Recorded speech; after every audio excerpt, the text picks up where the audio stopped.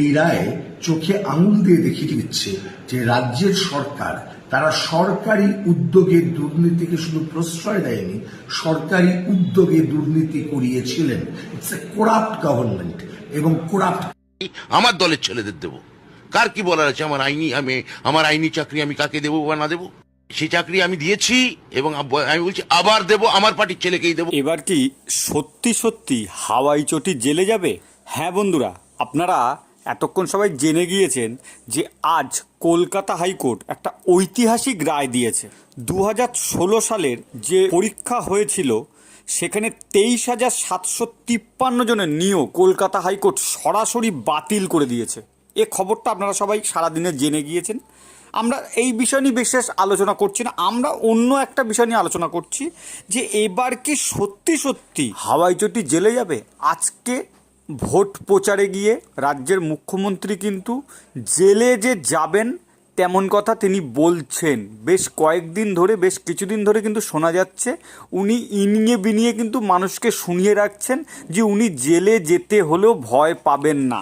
সব থেকে বড় যেটা, সিবিআইকে খোলা হাত করে দিয়েছে কলকাতা হাইকোর্ট, যে কোনো কাউকে তদন্তের জন্য ডাকতে পারে এবং জিজ্ঞাসাবাদ করতে পারে। এবং মন্ত্রিসভা যে এর সাথে জড়িয়ে সেটা হাইকোর্ট আজকে নির্দিষ্ট করে জানিয়ে দিয়েছে যে মন্ত্রিসভা যুক্ত, এই যে এত বড় একটা স্ক্যামে মন্ত্রিসভা যুক্ত। এবং মন্ত্রিসভা যখন যুক্ত সেখানে মমতা ব্যানার্জির মন্ত্রিসভা, মমতা ব্যানার্জি তার দায় এড়াতে পারেন না। শুধু নয়, এবার কিন্তু হাতটা অনেক দূর লম্বা হবে। অভিজিৎ গাঙ্গুলি যে রায়গুলো দিয়ে গিয়েছিল, বিজেপির লোক বলে তৃণমূল চিৎকার চেঁচামেচি করছিল, আজকে কিন্তু এটা প্রমাণ হলো যে হুকুম একই থাকে কিন্তু হাকিম যদি বদলায় কিন্তু হুকুম একই থাকে। কারণ অন্যায়টা অন্যায়, যেখানে এসএসসি বোর্ড স্বীকার করে নিয়েছে যারা এখনও তৃণমূলের হয়ে গলা ফাটাচ্ছেন, যারা এখনও তাবেদারি করছেন, যারা এখনও মমতা ব্যানার্জি এবং অভিষেক ব্যানার্জির সাথে নাচ করছেন, তাদের কথার সাথে মেলাচ্ছেন, তাদের এটা জানে রাখা দরকার যে এসএসসি কিন্তু কমিশন পরিষ্কার হাইকোর্টে স্বীকার করেছে যে দুর্নীতি হয়েছে। এসএসসি স্বীকার করেছে 5,000 মতন দুর্নীতি হয়েছে। এসএসসি নিজে মুখে বলেছে 5,000 মতন। একটা দুর্নীতিও দুর্নীতি, 5,000 তারা নিজেরা স্বীকার করে নিয়েছেন যে দুর্নীতি হয়েছে। এখন প্রশ্নটা উঠছে, ওইদিকে দিল্লির মুখ্যমন্ত্রী জেলে, মামলার জেলে। এতদিন হাওয়াই চটি কবে জেলে যাবে এই নিয়ে একটা রাজ্য জুড়ে চর্চা চলছিল। আজকে যে ভোটের মুখে, যেখানে সবেমাত্র প্রথম দফা ভোট শেষ হয়েছে, তৃণমূলের কিন্তু হু হু করে আরও ভোট কমবে। ভোট যেহেতু রানিং এই মুহূর্তে, এই এত বড় রায় যেখানে এত হাজার মানুষ জড়িয়ে প্রত্যক্ষ এবং পরোক্ষভাবে, এবং সবথেকে বড় ব্যাপার একটা শ্রেণীর অন্যায়ের জন্য সাদা খাতা জমা দিয়ে যারা চাকরি পেয়ে গেছে তাদের জন্য, যারা যোগ্য চাকরি প্রার্থী তারাও আজকে পথে বসেছে।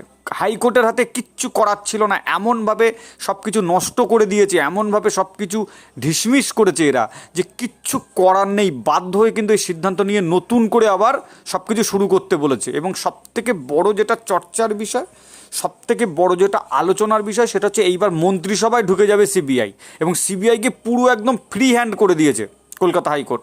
হ্যাঁ, তৃণমূল গলা চড়াচ্ছে, কল্যাণ ব্যানার্জি চিৎকার করছে যে সুপ্রিম কোর্টে যাবে, সুপ্রিম কোর্টে গিয়ে স্টে অর্ডার নিয়ে আসবে। কিন্তু স্টে অর্ডার যদিও পায়, তদন্ত তো বন্ধ হবে না, বিচার ব্যবস্থা তো বন্ধ হবে না, হয়তো দুদিন দেরি হতে পারে।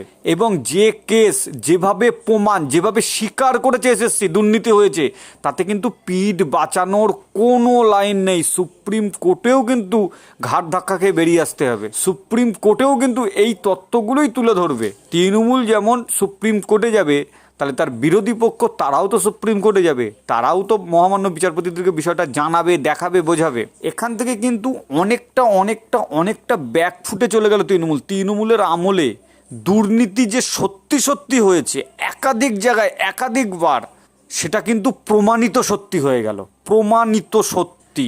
তাহলে কি আমরা এবার দেখতে পাবো যিনি দুর্নীতির মাথা, যেখানে অবসরপ্রাপ্ত বিচারপতি, প্রাক্তন বিচারপতি অভিজিৎ গাঙ্গুলি পরিষ্কার বলেছেন মমতার পদত্যাগ, বিজেপি থেকে দাবি তোলা হচ্ছে মমতার পদত্যাগ, সিপিএম নেতারা বলছে যেসব নেতাদেরকে টাকা দিয়েছিল পরীক্ষার্থীরা, তারা তাদের বাড়ি ঘেরাওয়া করুক।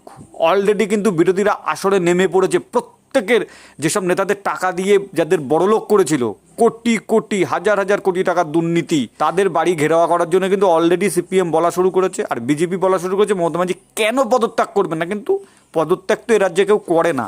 এ রাজ্যে পদত্যাগ কেউ করে না, একবার ভোটে জিতলে সে মনে করে সারা জীবন থেকে যাব।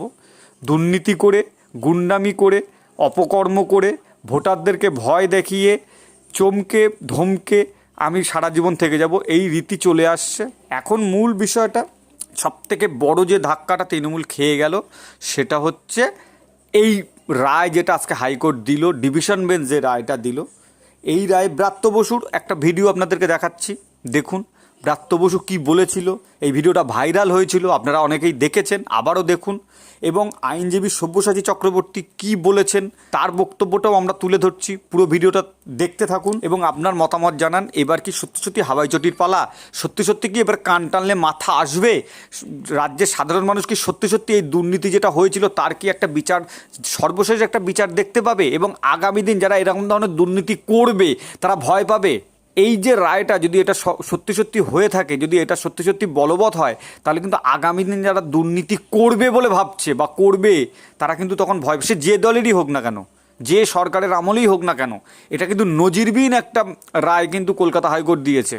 এটা নিয়ে কিন্তু কোনো সন্দেহ নেই। প্রত্যেকটা রাজনৈতিক ব্যক্তিত্ব থেকে শুরু করে, আপনার প্রাক্তন বিচারপতিরা থেকে শুরু করে, আইনজীবী থেকে শুরু করে, সাধারণ মানুষ থেকে শুরু করে, প্রত্যেকে কিন্তু বলছে এটা আগামী দিনের জন্য নজিরবিহীন একটা ঘটনা এবং ঐতিহাসিক একটা রায় কিন্তু কলকাতা হাইকোর্ট দিয়েছে। এখন যেটা দেখার সেটা হচ্ছে জল কতদূর গড়া এবং সুপ্রিম কোর্ট এটা নিয়ে কী রায় দেয়। সুপ্রিম কোর্টে যাবে, অলরেডি এসএসসি জানিয়ে দিয়েছে তারা সুপ্রিম কোর্টে যাবে। তারা স্বীকার করেছে দুর্নীতি হয়েছে, তারপরেও তারা বলছে সুপ্রিম কোর্টে যাবে। মমতা ব্যানার্জি বলছেন সুপ্রিম কোর্টে যাবে। সুপ্রিম কোর্টে যাওয়ার পর কিন্তু এপক্ষ দুপক্ষ সব পক্ষই যাবে এবং তখন কিন্তু আসল জিনিসটা সামনে আসবে যে এই রায়টা বহাল থাকবে না সুপ্রিম কোর্ট স্টে অর্ডার দেবে। যদি স্টে অর্ডারও দেয় তারপরেও তো রায়টা বন্ধ, মানে এই যে মানে যেটা দুর্নীতির যে এটা চলছে, মামলাটা চলছে, সেটা তো আর বন্ধ হবে না, সেটা তো চলতে থাকবে। তাহলে কিন্তু আরও বড় বিপদ তৃণমূলের সামনে অপেক্ষা করছে এবং এটা প্রমাণিত সত্য। আজকের দিনে দাঁড়িয়ে 17খানা বেনিয়ম পেয়েছে, 17খানা হাইকোর্ট বেনিয়ম পেয়েছে যে কীভাবে দুর্নীতি করা হয়েছে, সাদা খাতা জমা দিয়ে কীভাবে চাকরি পেয়েছে। 17খানা এরকম পেয়েছে এবং তো কোনো চাকরি বাকরি তো সারা রাজ্যে নেই। যা যেটুকু দিয়েছে, যেখানে দিয়েছে শুধু তৃণমূলের নেতাকর্মীদের দিয়েছে, টাকা নিয়ে ঘুষ নিয়ে দিয়েছে। যেখানে শিক্ষামন্ত্রী প্রকাশ্যে বলেছে যে তার দলের নেতাদের, দলের কর্মীদের চাকরি দেবে, প্রকাশ্যে বলেছে যেখানে, সেই বিষয়ে কিন্তু রাজ্য রাজনীতি গরম শুধু নয়, ভোটের মরশুম সবে প্রথম দফা হয়েছে, এখনও 6টা দফার ভোট। একে তো সন্দেশখালী কাণ্ড, রাজ্য সরকারকে ঘুমুড়িয়ে দিয়েছে, এদিকে নিয়োগ দুর্নীতি, অর্ধেক মন্ত্রী নেতারা জেলে, তারপরেও চোর, মানে সেই চোর ধরো জেল বড় বিজেপি স্লোগান তুলেছে, তারপরেও হচ্ছে এরা গলা জোর করে যাচ্ছে। মমতা ব্যানার্জি মানুষকে মিথ্যে বলছেন এবং বাক্স প্যাডটা গুছিয়ে রাখছেন। উনি কি ইস্তফা দেবেন? ইস্তফা কিন্তু দিতেও পারেন, যেটা কিন্তু সংশয় প্রকাশ করেছেন কিন্তু দুদিন আগেই, যে অভিজিৎ গাঙ্গুলি কিন্তু সংশয় প্রকাশ করেছেন যে উনি কিন্তু যে কোনো মতো ইস্তফা দিয়ে দিতে পারেন। এতটাই খারাপ পরিস্থিতির মধ্যে কিন্তু তৃণমূল, এতটাই খারাপ পরিস্থিতির মধ্যে কিন্তু অভিষেক ব্যানার্জি এবং মমতা ব্যানার্জি। এই বিষয়ে আপনার মতামত কমেন্টস করে জানান। সত্যি সত্যি কি এবার হাওয়াই চটি ধরা পড়বে? সত্যি সত্যি কি এ রাজ্যের মানুষ সুবিচার পাবে? সত্যি সত্যি কি এত হাজার ছেলেমেয়ের যে চাকরি চলে গেল এবং এত হাজার ছেলেমেয়ে যে যারা যোগ্য, যারা চাকরি পেলো না, যারা টাকা দিয়ে চাকরি পেলো, এত বছর তারা চাকরি করলো, এই যে পুরো বিষয়টাকে এইভাবে নোংরামি করে জড়িয়ে রাখা, এটার কি সুবিচার সত্যি সত্যি পাবে? অবশ্যই আপনি কমেন্টস করে জানান। ভিডিও যদি ভালো লাগে লাইক করবেন। ধন্যবাদ। আবার নতুন ভিডিও দেখাবে খুব তাড়াতাড়ি, সাথে থাকবেন।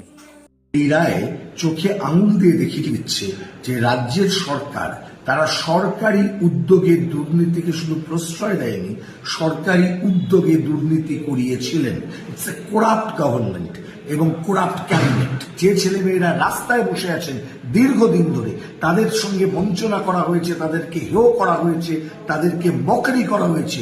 মুখ্যমন্ত্রী দাঁড়িয়ে প্যারেড করেছেন, মুখ্যমন্ত্রী দাঁড়িয়ে মজা মস্করা করেছেন, আর ছেলেমেয়েগুলো ঝড়ে বৃষ্টিতে রোদে তারা বসেছিলেন দিনের পর দিন। এই যে আন্দোলন, সেই আন্দোলন আজকে কিন্তু সাফল্যের মুখ দেখলো। আমার দলের ছেলেদের দেবো, কার কি বলার আছে? আমার আইনি চাকরি আমি কাকে দেবো বা না দেবো, সেই চাকরি আমি দিয়েছি এবং আমি বলছি আবার দেবো, আমার পার্টির ছেলেকেই দেবো। আমার ন্যায্য কোটার চাকরি আমার দলের ছেলেদের দেবো, কার কি বলার আছে? আমার আইনি চাকরি আমি কাকে দেবো বা না দেবো, সেই চাকরি আমি দিয়েছি এবং আমি বলছি আবার দেবো, আমার পার্টির ছেলেকেই দেবো। আমার ন্যায্য কোটার চাকরি আমার দলের ছেলেদের দেবো, কার কি বলার আছে? আমার আইনি চাকরি আমি কাকে দেবো বা না দেবো, সেই চাকরি আমি দিয়েছি এবং আমি বলছি আবার দেব, আমার পার্টির ছেলেকেই দেবো, আমার ন্যায্য কোটার চাকরি আমার দলের ছেলেদের দেবো। কার কি বলার আছে? আমার আইনি চাকরি আমি কাকে দেবো বা না দেবো? সেই চাকরি আমি দিয়ে